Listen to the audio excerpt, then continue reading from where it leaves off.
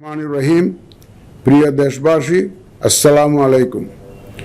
বহু প্রতীক্ষিত ত্রয়োদশ জাতীয় সংসদ নির্বাচন ও গণভোট 2026-এর প্রাক্কালে আমার শুভেচ্ছা গ্রহণ করবেন।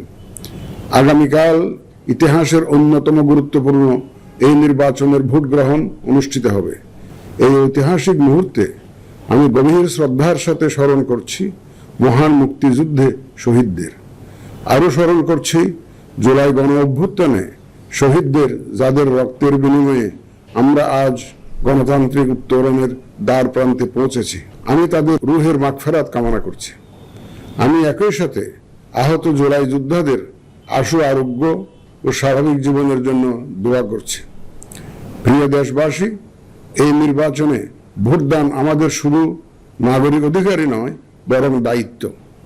আমি আশা করি আপনারা সকলে সচেতনভাবে এই দায়িত্ব পালন করবেন।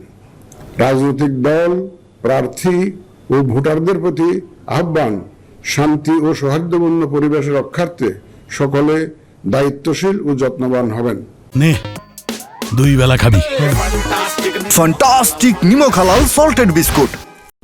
ভিন্ন মত গণতান্ত্রিক প্রক্রিয়ায় একটি স্বাভাবিক বিষয়।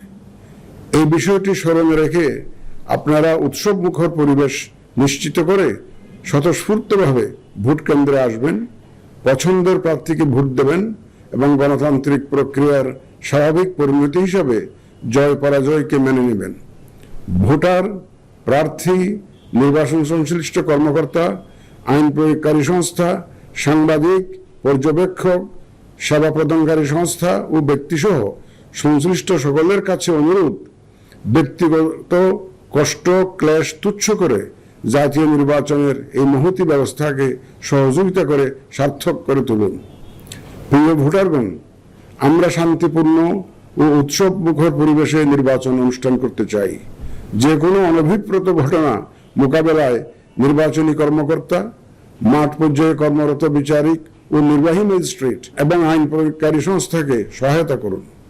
আমাদের সকলের সম্মিলিত প্রচেষ্টায় আমরা একটি সুষ্ঠু, সুন্দর, শান্তিপূর্ণ ও উৎসব মুখর নির্বাচনের সাক্ষী হতে পারব, এই প্রত্যাশা ব্যক্ত করে এবং পুনরায় আপনাদের স্বতঃস্ফূর্ত অংশগ্রহণ কামনা করে শেষ করছি। মহান আল্লাহ আমাদের সহায় হন।